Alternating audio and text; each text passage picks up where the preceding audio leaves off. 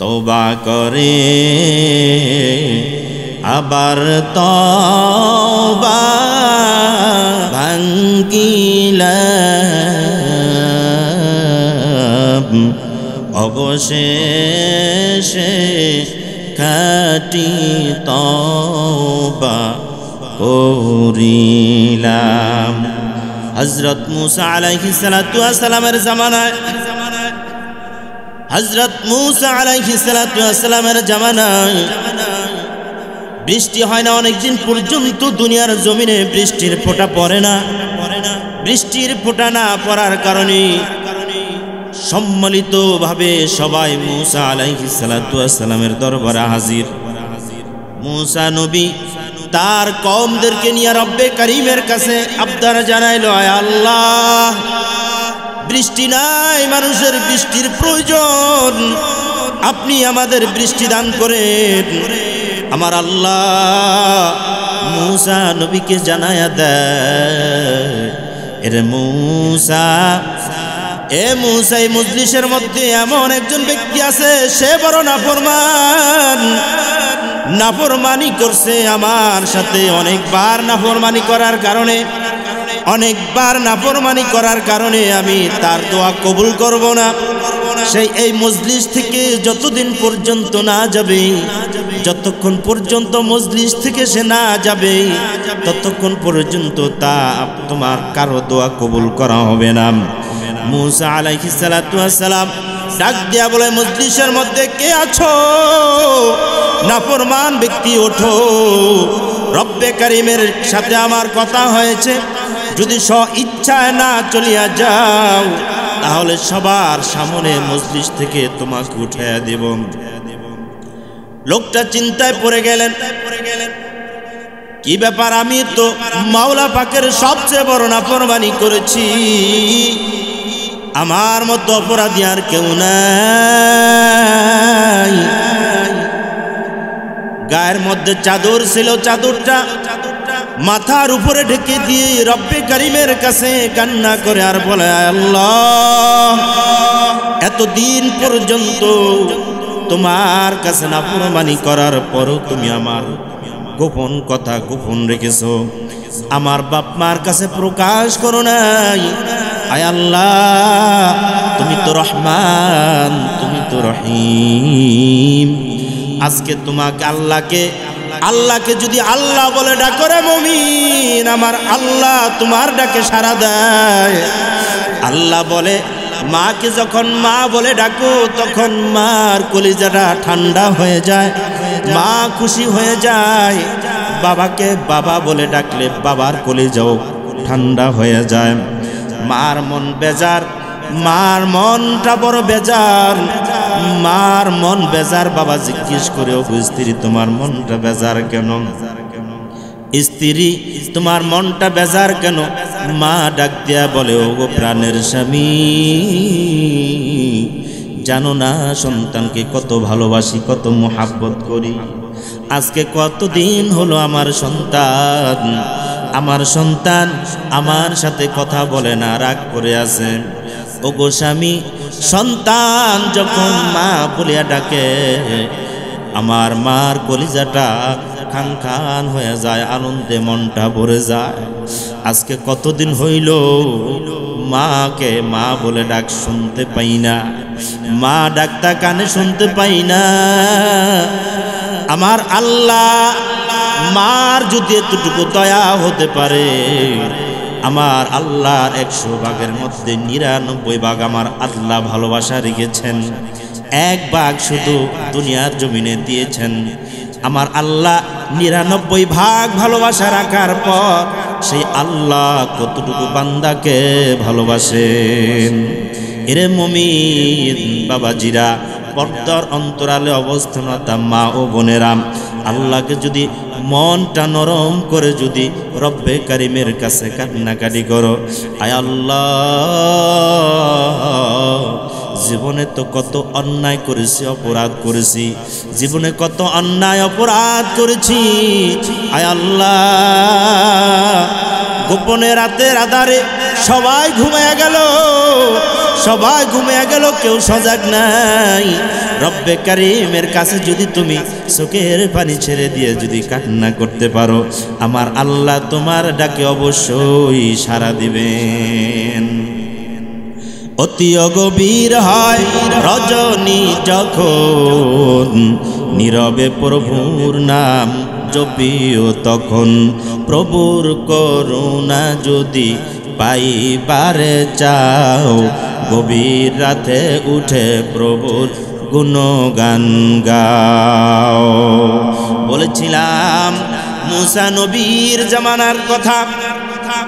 লোকটা মাথার উপরে চাদর দিয়া রব্বে কারিমকে ডাক দিলেন, আয় আল্লাহ, এতদিন অপরাধ করার পরেও তুমি আমার দোষ গোপন রেখেছো, জনসমুদ্রে প্রকাশ করো নাই। এখন যদি আমার দোষটা তুমি গোপন না রাখো, প্রকাশ করে দাও, মানুষ আমাকে জুতা দিয়া পিটাবে, আমাকে ঝাড়ু দিয়া পিটাবে, সমাজ থেকে আমাকে তাড়াইয়া দিবে। ও রব্বে কারীম, খাঁটি তওবা করতেছি, তুমি আমার তওবাটুকু কবুল করে নাও। আল্লাহ রব্বুল আলামিনের কাছে তওবা করলেন, আর রব্বে কারীম সাথে সাথে তওবা কবুল করে নিলেন। মুসা নবী বলে, আয় আল্লাহ, কিছুই তো বুঝলাম না, কিছুই তো বুঝলাম না। আপনি বলেছেন নাফরমান না যাওয়ার আগ পর্যন্ত আপনি বৃষ্টি দিবেন না, নাফরমান তো উঠে যেতে দেখলাম না, বৃষ্টি তো হচ্ছে। আল্লাহ বলেন, এরে মুসা, যার কারণে আমি বৃষ্টি দেব না বলেছি, এরে মুসা, আমি যার কারণে বৃষ্টি দিব না বলেছি, তার কারণেই আমি বৃষ্টি দিয়েছি। কাদের কুদরতদারি বরকামাল, আনতা রব্বি আনতা হাসবি যুল জালাল, তুহি কাদের জলিলুল্লাহ জাহাদান, বহর হালি তুই হামারা নিগাহদান। চাওয়ার মতো যদি রব্বে কারীমের কাছে তুমি চাইতে পারো, চাওয়ার মতো যদি তুমি চাইতে পারো, আমার আল্লাহ অবশ্যই তোমার চাওয়া পূরণ করবেন। কিন্তু এখন আমরা চাইতে পারি না, এখন আমরা খাঁটি তওবাও করতে পারি না। অথচ আমার আল্লাহ বলেছেন তওবাকারীকে আমার আল্লাহ ভালোবাসেন।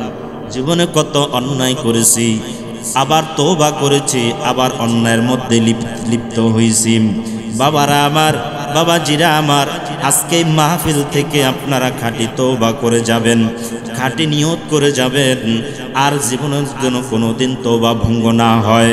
মানুষের সময়টা বড় অল্প সময়, অল্প সময় নিয়ে দুনিয়াতে আসছেন রব্বে কারীমকে ভালোবাসার জন্য। রব্বে কারীমের ভালোবাসা অন্তরের মধ্যে ফিট করতে হবে। আজকেই শেষ তওবা, শেষ তওবা মনে করিয়া আজকে প্রধান অতিথির নিকট আপনি তওবা করিয়া বাড়ি যাবেন। এরপরে নিয়ত করবেন, আয় আল্লাহ, আর কোনোদিন আমি তওবা ভঙ্গ করব না, আর কোনোদিন আমি তওবা ভঙ্গ করব না। মনসুর ইবনে আম্মার রহমতুল্লাহ আলাইহি তার একজন বন্ধু ছিল। সে বলে, আমার একজন বন্ধু ছিল, দুই বন্ধু সব সময় একসঙ্গে থাকতো, মসজিদে নামাজের জন্য একসঙ্গে যাইতো। বন্ধু বন্ধুকে ডাকতো, রে বন্ধু আসো, নামাজের জন্য আসো। তাহাজ্জুদের সময় হলে বন্ধু বন্ধুকে ডাকে, বন্ধু ওঠো, তাহাজ্জুদের সময় হয়েছে, নামাজের আজান দিছে, তুমি আসো, মসজিদে আসো। এইভাবে দুই বন্ধুর সাথে বড় মিল। একদিন বন্ধু অসুস্থ হয়ে পড়ে, মনসুর ইবনে আম্মার তার বন্ধুকে দেখার জন্য যায়। কতদিন হলো বন্ধুর সাথে সাক্ষাৎ নাই, বন্ধুকে দেখার জন্য যায়। বন্ধুকে যখন দেখতে যায় তখন দরজায় নক করলেন। ভিতর থেকে কষি একটা আওয়াজ আসলো, কে আপনি? আওয়াজ দিল, কে আপনি বলুন। ডাক দিয়া বলে, আমি তোমার বন্ধু বলছি, তোমার বাবার বন্ধু বলছি। বলে, বাবা তো অসুস্থ, আপনি কিসের জন্য এসেছেন? বলে, তোমার বাবার সাথে আমি দেখা করার জন্য আসছি। ভিতর থেকে কষি সুরে আওয়াজ আসে, একটু দাঁড়ান, আমি বাবার থেকে অনুমতি নিয়ে আসি। বাবাকে যে বলল, বাবা আপনার বন্ধু আসছে, ভিতরে আসতে চায়, আসবো কিনা? মেয়ে বাবার থেকে অনুমতি নিয়ে বন্ধুকে ঘরের মধ্যে ঢুকাইলেন। ঢুকানোর পরে দেখে ঘরের সামনে বাড়ির দরজা, বাড়ির সামনে উঠান থাকে। এই উঠানের মধ্যে খোলা আকাশের নিচে শোয়া অবস্থায় আছেন। পাশে বসলেন, কিরে বন্ধু তোমার কি অবস্থা? বন্ধু চোখের দিয়া পানি পড়ে আসছে, পানি চলে আসছে। বন্ধুর মুখ থেকে কোনো কথা আসে না, চোখ থেকে পানি আর পানি। বন্ধু ডাক দিয়া বলে, মনসুর ডাক দিয়া বলে, রে বন্ধু তোমার মনে হয় জীবনের শেষ সময় চলে আসে। এই জীবনের শেষ সময় তুমি কালিমা পড়ো। বন্ধু ডাক দিয়া বলে, রে মনসুর কালিমা পড়ার জন্য বহুবার চেষ্টা করেছি রে মনসুর, আমার জবান থেকে কালিমা আসে না। মনে হয় কালিমার মাঝে আর আমার মাঝে দেওয়াল প্রাচীর সৃষ্টি হয়ে গেছে, কালিমা আমার জবান থেকে উচ্চারণ হয় না। বন্ধু ডাক দেয়া বলে, রে বন্ধু কারণ কি? তুমি তো প্রতিদিন নামাজ পড়তা, তাকবীরুল্লাহ তোমার ছোট্ট নাম, মসজিদে যা জামাতের সহিত নামাজ আদায় করতাম, তাহাজ্জুদ পড়তা, জিকির আজকার করতা, সব সময় ভালো ভালো মজলিসের মধ্যে তোমাকে দেখতাম। ডাক দেয়া বলেন, এরে মনসুর বন্ধু পিছনের কয়েক বছর আগে পিছনের দিকে যেতে হয়। আমি এরকম বারবার নাফরমানি করার পর এরকম অসুস্থ হয়ে পড়ি। অসুস্থ হয়ে যখন পড়ি তখন রব্বে কারিমের কাছে আমি কুরআনুল কারীম আমার হাতে নিয়ে তেলাওয়াত করি আর বলি, আয় আল্লাহ এটা আপনার কালামুল্লাহ আমি তেলাওয়াত করছি। ও রব্বে কারীম আপনার এই কুরআনুল কারীমের উসিলা করে আপনি আমার জিন্দেগির সমস্ত গুনাহটুকু মাফ করে দেন। রব্বে কারীমের কাছে যখন কুরআন নিয়ে তওবা করা হয়, রব্বে কারীম আবার ওই ব্যক্তির তওবা কবুল করে সুস্থতা দান করেন। সুস্থতা আসার পরে আবার আল্লাহ তাআলার নাফরমানিতে লিপ্ত হয়ে যায়। ডাক দিয়া বলে, রে মনসুর রাতের অন্ধকারের মধ্যে জিনা ব্যভিচারের মধ্যে লিপ্ত হইতাম, মদ পান করতাম, এরকম খারাপ কাজ করতাম। এরে মনসুর তুমি দেখেছো আমি নামাজ আদায় করতেছি, কিন্তু রে মনসুর আমি নামাজ পড়ি নাই, মূলত লোক দেখানোর জন্য নামাজ পড়ছি। এরকম লোক আপনার আমার সমাজে আছে কি নাই? জোরে বলুন আছে কি নাই? এরকম লোকের অভাব নাই। নামাজ পড়ে সুদের সাথে জড়িত আছে কি নাই? নামাজ পড়ে ঘুষের সাথে জড়িত আছে কি নাই?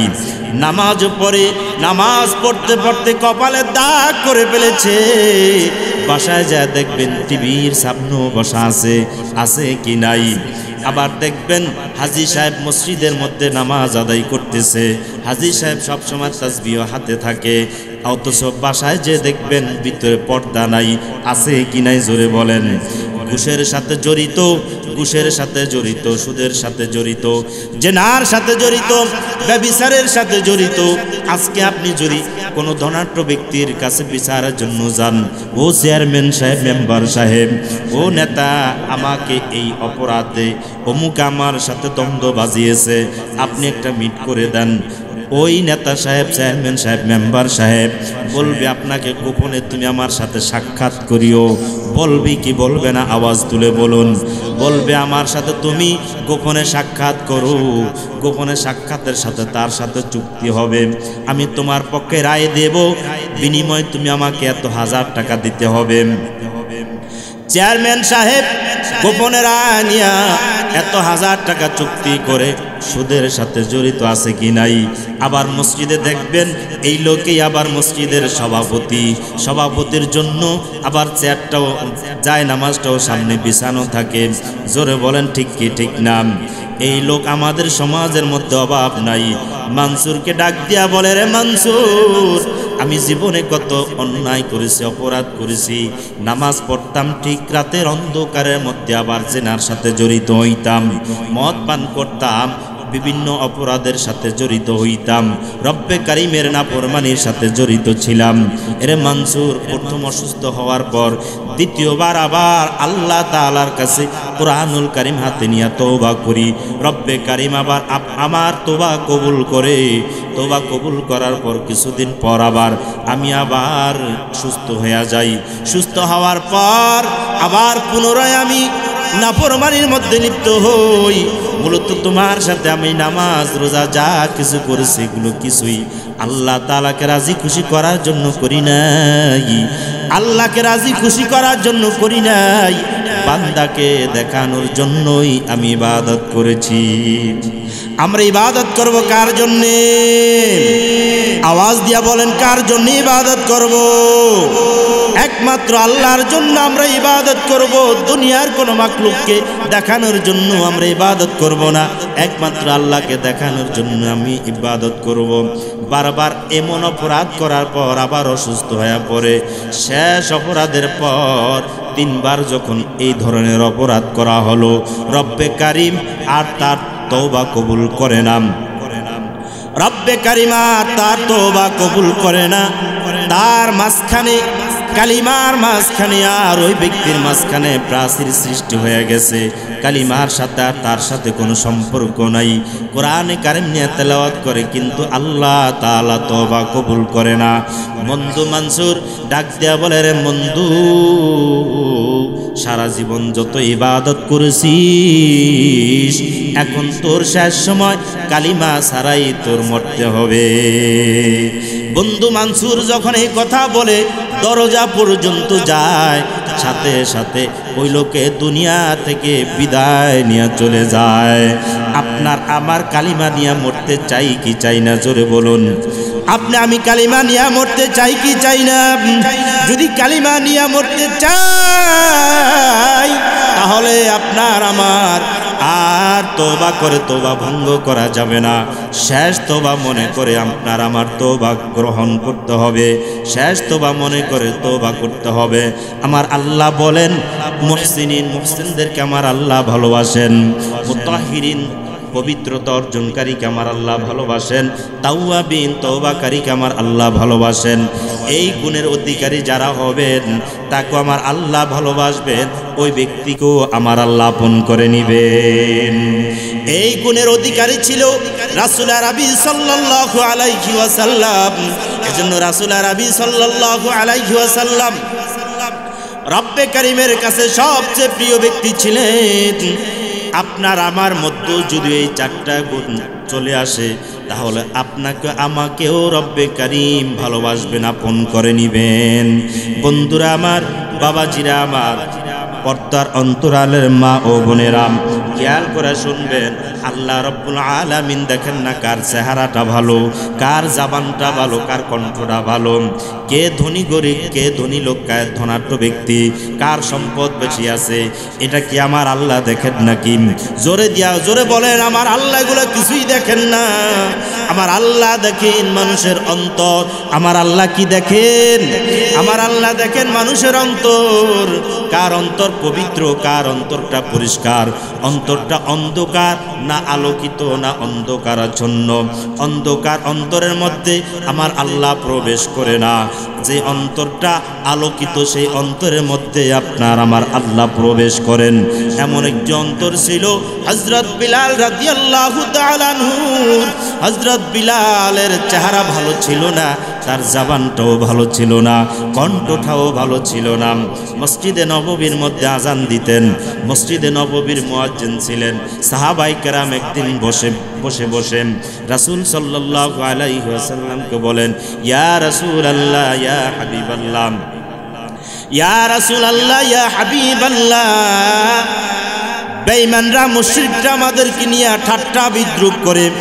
কারণ বেঈমানরা ঠাট্টা বিদ্রুপ করে যে মসজিদে নববীর মধ্যে এমন একজন মুয়াজ্জিন নিয়োগ দেওয়া হলো, যার ভালো কণ্ঠ না, ভালো চেহারাও না, ভালো আরবি শব্দটাও উচ্চারণ করতে পারে না। আশহাদুর জায়গায় বলে আশহাদু, ভালো শব্দ উচ্চারণ করতে জানে না। ইয়া রাসূলুল্লাহ, আর বেজ্জতি শুনতে চাই না। মসজিদে নববীর মধ্যে একজন মুয়াজ্জিন নিয়োগ দেন, যার কণ্ঠ ভালো, যার জবান ভালো, এমন একজন মুয়াজ্জিন নিয়োগ দেন। রাসূল সাল্লাল্লাহু আলাইহি ওয়াসাল্লাম সাহাবাদের পরামর্শ ক্রমে ভালো কণ্ঠ থেকে, ভালো জবান থেকে এমন একজন মুয়াজ্জিন নিয়োগ দিলেন। আল্লাহর নবী বলেন, ওই মুয়াজ্জিন মসজিদে নববীর মধ্যে ফজরের যখন আজান দিয়েছে, মুসল্লিরা মসজিদে নববীর মধ্যে ভরে গেছে, মসজিদে নববীর মধ্যে মুসল্লিদের ভরে গেছে, শয়তানও দূরে সরে গেছেন। কিন্তু রব্বে কারীমের কাছে জিবরিল আমিন আসিয়া বলে, ইয়া রাসূলুল্লাহ, আজকে মসজিদে নববীর মধ্যে কেন আজান হইল না? আল্লাহর নবী বলেন, ভাই জিবরাইল, কে বলেছে আজান হয় নাই? অন্য দিনের তুলনায় আজকে খুব সুন্দর আজান হয়েছে, ভালো আজান হয়েছে, কে বলছে আজান হয় না? জিবরিল আমিন বলেন, ইয়া রাসূলুল্লাহ, মসজিদে নববীর মধ্যে যতক্ষণ পর্যন্ত বিলাল আজান না দিবে, ওই মসজিদে নববীর মধ্যে বিলাল আজান যতক্ষণ পর্যন্ত না দিবে, ওই মসজিদে নববীর মধ্যে সুবহে সাদিক হবে না। আল্লাহর নবী ডাক দিয়া বলেন, হে সাহাবায়ে কেরাম, কে কোথায় আছো আসো। আল্লাহর নবী সাহাবায়ে কেরামদেরকে ডাক দিয়া বলেন, দেখো বেলাল কোথায় আছে। যে দেখে বেলাল সিজদায় পড়িয়া রব্বে কারীমের সাথে সম্পর্ক লাগাইয়া দিছে। জোরে বলুন সুবহানাল্লাহ। আজকে বেলালের মতো নামাজ আমার নাই। জোরে বলেন, আছে কি নাই? আজকে বেলালের মতো নামাজ আপনার আমার নাই। এজন্য আপনার আমার ডাকো আল্লাহ রব্বুল আলামিন সারা দেয় না। দেখবেন আজকে নামাজ পড়তে পড়তে কপালে দাগ করে ফেলেছে, অথচ মুসলমানকে হত্যা করার জন্য তার কলিজা কাঁপে না। জোরে বলেন ঠিক কিনা? আজকে সুশৃঙ্খলা তাবলীগ জামাতের মধ্যে বিশৃঙ্খলা যারা সৃষ্টি করছে, তাদের সাথে কোনো আপনার আমার কোনো আপোষ নাই। জোরে বলেন, আছে? তাদের সাথে কোনো আপোষ নাই। সন্ত্রাস বাহিনীর সাথে কোনো আপোষ আমরা করব না। ভারতের এজেন্টের সাথে কোনো আপোষ আমরা করব না। যারা আপনার আমার মায়ের বুক খালি করছে, তাদের সাথে কোনো আপোষ নাই। যেখানে দেখো সেখানে জাটা নিয়ে দৌড়ায় পিটা। জোরে বলুন ঠিক কিনা? আপনার আমার সোচ্চার হতে হবে, সাবধান হতে হবে। এই পর্যায়ে এখন এমন একটা পর্যায়ে চলে আসছে, বেঈমানরা দেখলে মুসলমানদেরকে দেখলে হাসে, কারণ আজকে মুসলমানের বিরুদ্ধাচরণ করতেছে। মুসলমানদের বিরুদ্ধাচরণ করে। রাতের অন্ধকারে আমার তাবলীগের জামাতের ভাইয়েরা বিশ্ব ইজতেমার ময়দানে ঘুমিয়ে আছে, সেখানে যায় তারা এমনভাবে আক্রমণ করছে, আপনি সেখানের কারগুজারি যদি শোনেন, আপনার চোখ থেকে পানি চলে আসবে। আপনি ওই কারগুজারি যদি শোনেন, ঘটনা শোনেন, আপনি আর ঘরে বসে থাকবেন না, রাস্তায় নেমে যাবেন। আপনার বয়স হতে পারে। আজকে বাংলাদেশের মধ্যে মুসলমানদের মধ্যে আমার এমনও ব্যক্তি ভাইরা আছে, যাদের মুখে দাড়ি নাই, যাদের সুন্নতি লেবাস নাই, যাদের সুন্নতি টুপি নাই, নামাজ না পড়তে পারে, কিন্তু রাসূল সাল্লাল্লাহু আলাইহি ওয়াসাল্লামকে নিয়ে যখন কটূক্তি করা হয়, তখন আমার ওই মুসলিম ভাই আর ঘরে বসে থাকে না, রাস্তায় নেমে শাহাদাত বরণ করে। জোরে বলুন ঠিক কিনা? আজকে আমাদের নবীদের নামে এরকম কটূক্তির চেয়ে কম করা হয় নাই। মাওলানা সাহাদ সাহেব, ভারতের এজেন্ট সাহাদ সাহেব, আল্লাহর নবীদেরকে নিয়ে কটূক্তি করেছেন, বলেছেন মুসা আলাইহিস সালাতু ওয়াস সালাম ভুল করেছেন, অথচ আমরা জানি আল্লাহর নবীদের কোনো ভুল নাই। সাহাদ সাহেব বলেছেন মুসা আলাইহিস সালাতু ওয়াস সালাম তুর পাহাড়ে যা ভুল করেছেন, ভুল করার কারণে মুসা আলাইহিস সালাতু ওয়াস সালাম সম্প্রদায়েরা উম্মতরা ঈমান হারা হয়েছে। জোরে বলুন, মুসা আলাইহিস সালাতু ওয়াস সালাম আল্লাহর কাছে গিয়েছেন, তুর পাহাড়ে দেখা করতে গেছেন। এটা কি মুসা আলাইহিস সালাতু ওয়াস সালামের ভুল ছিল? জোরে বলেন, ভুল ছিল? আল্লাহ তাআলার পক্ষ থেকে ছিল? এই ধরনের আরো অসংখ্য অগণিত কটূক্তি করেছেন, উলামায়ে কেরামের বিরুদ্ধে কটূক্তি করেছেন। বলেছেন ইমামের পিছনে ইমামতি করে টাকা নেওয়া যাবে না। কোরআনে কারীম তেলাওয়াত করে টাকা নেওয়া যাবে না। কোরআনে কারীম তেলাওয়াত করলে, অর্থ না বুঝে তেলাওয়াত করলে তার ব্যবসার সাথে তুলনা দিয়েছেন। অথচ আমরা জানি যদি অর্থ না বুঝেও কোরআনে কারীম তেলাওয়াত করা হয় তাহলে প্রত্যেকটা শব্দে শব্দে, অক্ষরে অক্ষরে আল্লাহ রাব্বুল আলামিন আপনার আমার আমল নামায় 10টা করে নেকি দেন। জোরে বলুন ঠিক কিনা? এটা তো আমরা জানি। সাদ সাহেব বলেছেন যে যদি কোরআনে কারীম অর্থ না বুঝে পড়ে তাহলে এইটার সাথে বেশ্যার সাথে তুলনা দিয়েছেন। কত বড় কথা! ইমানের সাথে আঘাত দিয়েছে, ইমানের উপর আঘাত দিয়েছে। তারা জানে নাই বাংলার মুসলমান সম্পর্কে। ভারতের সেই সাদ সাহেবের জানা ছিল না বাংলার মুসলমানরা যখন এই নারে তাকবীর আল্লাহু আকবার ধ্বনি দিয়া মাঠে নামে তখন এই বেঈমানরা পালাতে বাধ্য হয়। তাসলিমা নাসরিন দুনিয়ার বাংলার জমিনের মধ্যে এরকম বিশৃঙ্খলা সৃষ্টি করেছেন। বিশৃঙ্খলা সৃষ্টি করার পর বাংলার মুসলমানরা, তাওহীদি জনতারা, মুরব্বীরা, মাদ্রাসা ছাত্ররা নারে তাকবীর আল্লাহু আকবার ধ্বনি দিয়ে যখন রাস্তায় নেমেছেন তাসলিমা নাসরিন পালানোর জন্য বাধ্য হয়েছে। জোরে বলুন ঠিক কিনা? জোরে বলুন ঠিক কিনা? জোরে বলুন নারে তাকবীর আল্লাহু আকবার, নারে তাকবীর। আমরা কোনো বিবাদ চাই না, আমরা কোনো বিবাদ চাই না। পাকিস্তানের একজন উলামায়ে কেরাম বুজুর্গ বলেছেন, উলামায়ে কেরাম কারো গায়ে হাত তুলবে এটা কোনোদিনও ঠিক নয়। তবে উলামায়ে কেরামের সাথে একদল লাঠিয়াল বাহিনী থাকা দরকার। এখন কথা আসলেই বাস্তব। তাবলিগ জামাতের মধ্যে আমরা সবসময় জানতাম এই জামাতটা কোনো রাজনৈতিক জামাত না, বিএনপি না, আওয়ামী লীগ না, জামাত ইসলাম না, জাতীয় পার্টি না, ইসলামী আন্দোলন না। কারো সাথে এই জামাতের সাথে, তাবলিগ জামাতের সাথে জড়িত ছিল না। এরা শুধু দিনের দাওয়াত দিত, এরা মানুষদেরকে ধরে ধরে নামাজের দিকে নিত, এরা মানুষদেরকে ধরে ধরে কোরআনে কারীম শিখাইতো। আজকে এই সুশৃঙ্খল জামাতের মধ্যে বিশৃঙ্খলা যারা করছে এদের দেখে দেখে আপনার আমার চিহ্নিত করে এদেরকে বয়কট করা আপনার আমার দায়িত্ব এবং কর্তব্য। সম্মানিত উপস্থিতি, বলেছিলাম অন্তরের মধ্যে ভালোবাসা রাখবো কার? কার ভালোবাসা রাখবো? একমাত্র মাওলা পাকের ভালোবাসা রাখবো। দুনিয়ার কোনো মাখলুকের ভালোবাসা আপনার আমার অন্তরের মধ্যে আসতেই পারে না। আমরা একমাত্র রব্বে কারীমকে ভালোবাসবো। আল্লাহ রাব্বুল আলামিন শিরককে পছন্দ করেন না। শিরক থেকে আপনার আমার দূরে থাকতে হবে। আল্লাহর নবীকে পর্যন্ত আল্লাহ রাব্বুল আলামিন বলেছেন, লা ইন আশরাকতা লা ইহতাবান্না আমালুকা। হে নবী, আপনি যদি শিরক করেন তাহলে আপনার সমস্ত আমল শেষ হয়ে যাবে। আমরা কথার মধ্যে, চাল চলনে, উঠা বসায় আল্লাহ রাব্বুল আলামিনের, রব্বে কারীমের শিরক হয়ে যাচ্ছে। আপনার আমার কোনো টের পাই না। এমনভাবে কিছু কথাবার্তা বলি, এমনভাবে কথাবার্তা বলি যে কথার মধ্যে শিরক ঢুকানো আছে।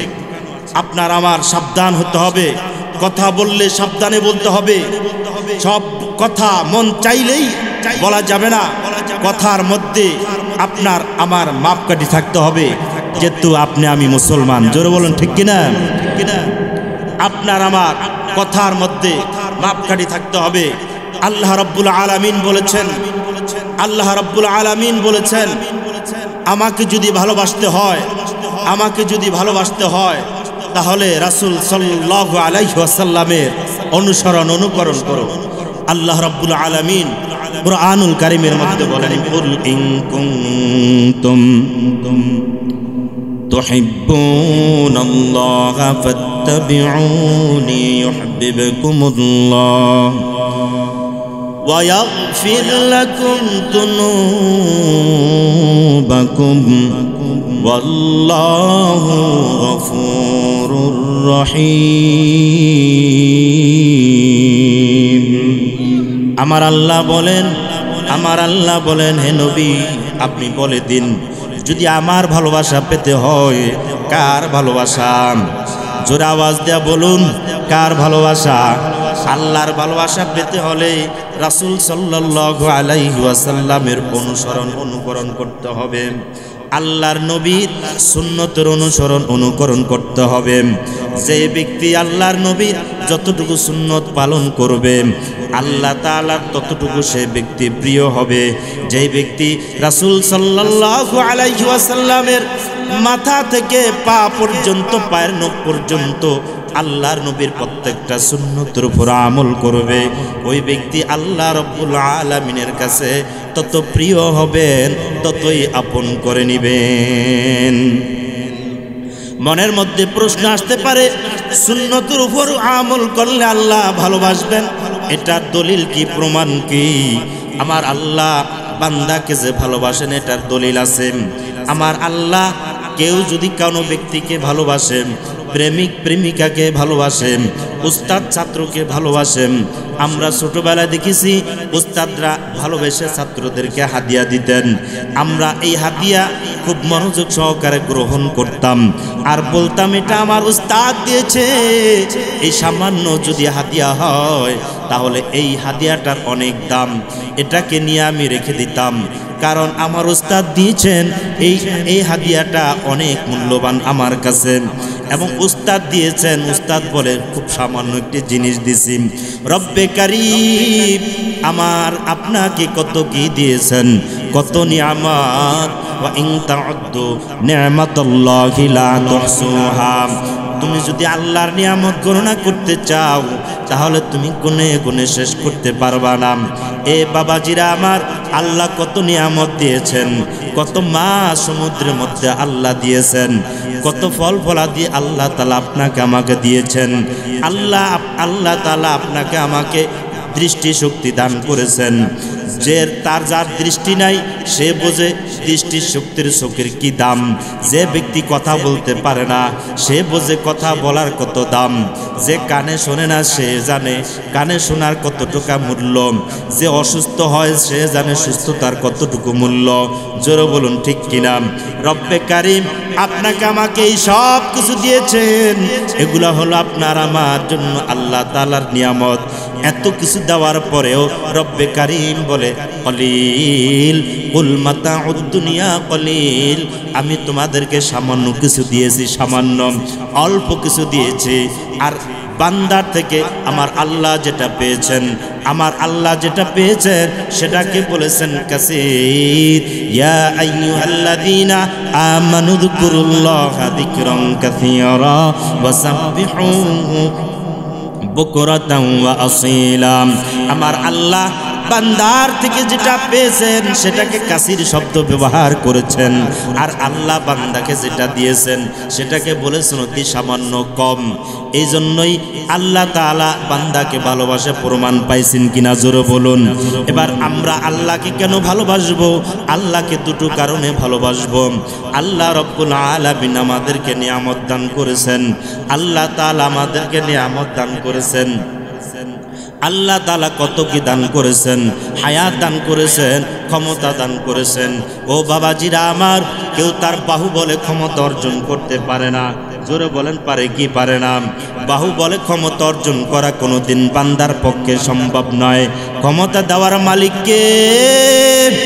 জোরে আওয়াজ দিয়ে বলুন কে? আওয়াজ দিয়ে বলুন কে? ক্ষমতা দেওয়ার মালিক আমার আল্লাহ, সুস্থতা দেওয়ার মালিক আমার আল্লাহ। আল্লাহ আল্লাহ क्या मुबारक नाम है, अल्लाह अल्लाह आशिकों का काम है। अल्लाह अल्लाह इच शीरीन से तो नम शीर शक्कर मिकुनद जा नम तमाम। আমার আল্লাহ ক্ষমতা দিয়েছেন, আমার আল্লাহ জবান দিয়েছেন, আমার আল্লাহ দৃষ্টি শক্তি দিয়েছেন, আমার আল্লাহ পা দিয়েছেন, এত কিছু আমার আল্লাহ দিয়েছেন। বাংলা একটা কথা আছে, যার গুণ খায় তার গুণ গায়, যার নুন খায় তার গুণ গায়। জোরে বলেন আছে কি নাই? আপনার এই কথাটা শোনেন কি শোনেন নাই? শোনেন কি শোনেন নাই? যার নুন খায় তার গুণ গায়। রব্বে কারিমের কত কি আমরা ভোগ করতেছি। আল্লাহ সূর্য দান করেন বান্দার যখন বৃষ্টির প্রয়োজন হয়, আবার আমার আল্লাহ বৃষ্টি দান করেন। এরপরে যখন ঘরে ফসল তুলবার সময় হয়, আমার আল্লাহ বৃষ্টি আবার বন্ধ করে দেন। জোরে বলুন ঠিক কি ঠিক না? বান্দা ফসল ঘরে তুলে, আবার যখন বৃষ্টির প্রয়োজন আবার বৃষ্টি দান করেন, সুস্থতার প্রয়োজন হলে সুস্থতা দান করেন। এত কিছু আমার আল্লাহ দান করেছেন, এই জন্যই আমি আমার আল্লাহকে ভালোবাসবো। এক নম্বর কারণ। দুই নম্বর কারণ হলো আল্লাহ রাব্বুল আলামিন কাদের মুতাক ফাইল হাকিকিম। আমার আল্লাহ যেটা বলেন সেটাই হয়, যেটা করেন সেটাই হয়, যেটা করেন না সেটা কোনোদিনও হবে না। আমার আল্লাহ হযরত নূহ আলাইহিস সালাতু ওয়াস সালামকে বলেছেন তার ছেলে ঈমান আনবে না। নূহ তার ছেলেকে নৌকায় চড়ানোর জন্য বহু চেষ্টা করেছেন। আল্লাহ চেয়েছেন না, তার ছেলে যেন ঈমান না আনে। আল্লাহ যেটা চেয়েছেন সেটাই হয়েছে, নবীর চাওয়াটা পর্যন্ত পূর্ণ হয় নাই। এরপরে দেখেন নবী ইব্রাহিম আলাইহিস সালাতু ওয়াস সালামকে আল্লাহ পরীক্ষা করেছেন। আল্লাহ চেয়েছেন ইসমাইল কোরবানি হবে না, কিন্তু নবী চেয়েছেন না আমার সন্তানকে কোরবানি করবই। আর নবী বলেন রব্বি হাবলি মিনাস সলিহিন ফাবাশশারনাহু বিগুলামিন হালিম। নবী ইব্রাহিমকে জবাই করার জন্য নিয়ে গেলেন, জবাই করবেনই, কিন্তু আমার আল্লাহর চাওয়া ছিল না ইসমাইল জবাই হবে না। নবীর চাওয়াটা পূর্ণ হয় নাই। আল্লাহ যেটা চেয়েছেন সেটাই পূর্ণ হয়েছে, নবীর চাওয়াটা পূর্ণ হয় নাই। এরপরে দেখেন আপনার আমার নবী রাসূল আরবি সাল্লাল্লাহু আলাইহি ওয়াসাল্লাম, আমার আপনার নবী যা চেয়েছেন সেটাই হয়েছে। আমার আল্লাহ যা চান নাই, যা চেয়েছেন সেটাই হয়েছে, নবী যা চাইছে সেটা হয় নাই। আল্লাহর নবীর চাচা আবু তালেব সবচেয়ে প্রিয় কাছের চাচা। আল্লাহর নবী কানে কানে বলেন এ চাচা, আপনি আমার কানে কানে হলেও একবার শেষবারের মধ্যে একবার কালিমা পড়ুন, আমি অত্যন্ত পক্ষে আল্লাহ রাব্বুল আলামিনের কাছে সাক্ষী দিতে পারবো আমার চাচা আমার কানে কানে হলেও কালিমা পড়েছে। আমার আল্লাহ কি বলেছেন জানেন? আমার আল্লাহ বলেন ইন্নাকা লা তাহদি মান আহবাবতা ওয়ালাকিন্নাল্লাহা ইয়াহদি মান ইয়াশা। আমার আল্লাহ বলেন হে নবী, আপনি চাইলেও কাউকে হেদায়েত দিতে পারবেন না। হেদায়েতের মালিক কে? জোরে আওয়াজ দিয়ে বলুন কে? হেদায়েতের মালিক আমার আল্লাহ। আল্লাহ যাকে চাইবেন সেই হেদায়েত প্রাপ্ত হবে। এজন্য দেখবেন মুসলমানের ঘরে জন্ম নেওয়ার পরেও মূর্তির পূজা করে কি করে না?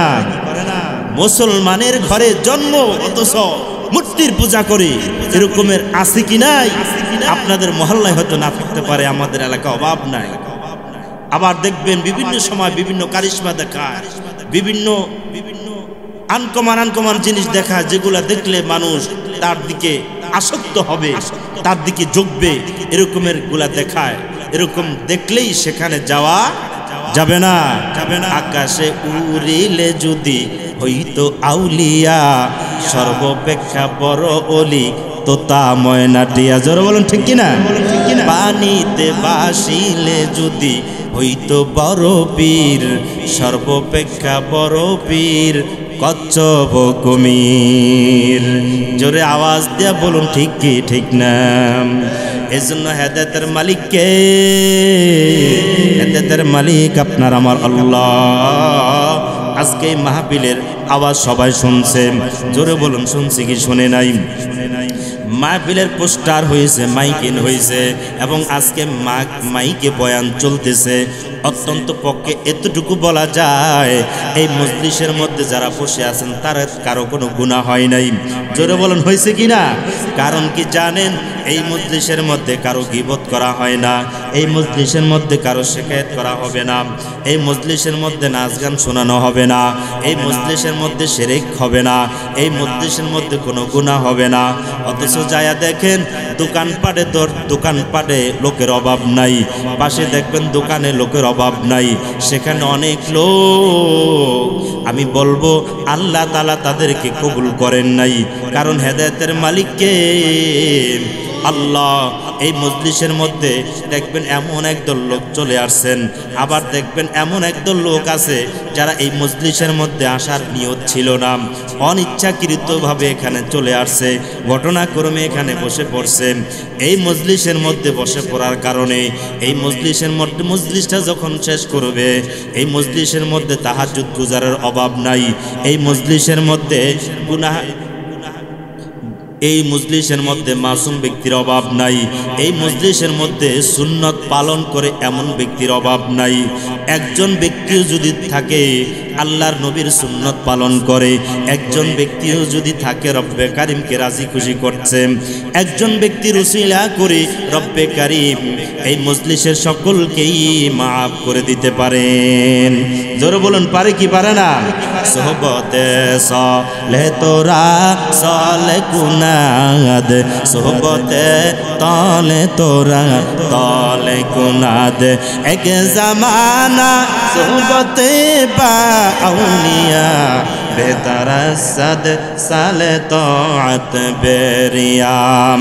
সোহবত এমন একটা জিনিস রে বাবা, সোহবত এমন একটা জিনিস, কয়লার দোকানে গেলে আপনি কয়লার গন্ধ নিয়ে আসবেন, আর দেখবেন আতরের দোকানে গেলে আপনি আতর নিয়ে আসবেন। এই মজলিসটা এমন একটি মজলিস, এই মজলিসটা এমন একটি দামি মজলিস, এই মজলিসে আসার কারণে এই মজলিসে এমন একজন ব্যক্তি আল্লাহওয়ালা আছে কি নাই, এই মজলিসে এমন একজন ব্যক্তি আছেন যার তাহাজ্জুদ কাজা হয় না, অথচ আপনি আমি চিনি না। অতি গভীর হয় রজনী যখন নীরবে প্রভুর নাম জপিও তখন, প্রভুর করুণা যদি পাইবারে চাও গভীর রাতে উঠে প্রভুর গুণগান গাও। দেখবেন এই মজলিসের মধ্যে এমন একজন ব্যক্তি আছে, রাতের আধারের মধ্যে একদল চলে যায় চুরি করার জন্যে, একদল চলে যায় জেনার সাথে জড়িত হওয়ার জন্যে, একদল চলে যায় মদ পান করার জন্যে, একদল চলে যায় ঘুমানোর জন্য, বিভিন্ন জনে বিভিন্ন কাজ কামের মধ্যে লিপ্ত হয়ে যায়। কিন্তু বন্ধুরে জানিয়ে রাখো, এমন একদল ব্যক্তি আছেন রাতের আধারে তারা ঘুমায় না, সবাই যখন নিস্তব তখন উঠিয়া সিজদায় পড়িয়া রব্বে কারিমের কাছে কান্নাকাটি করে।